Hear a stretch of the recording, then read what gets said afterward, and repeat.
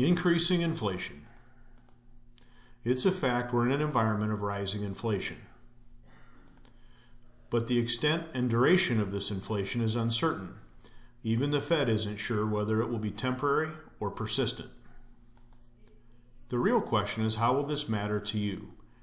History can help us put things in perspective. Let's take a look at prior periods when we experienced significant increases in inflation. In the 1940s, we were exiting World War II and experienced inflation spikes of 10 and 17%. For the decade, inflation averaged 5.4%, but the stock market performed very well.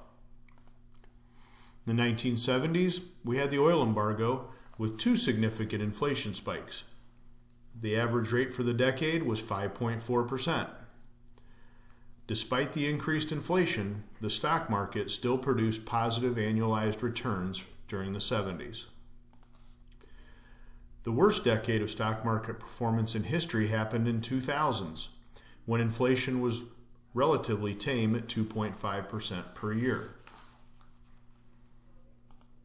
There is no consensus on the severity or duration of inflation we may face.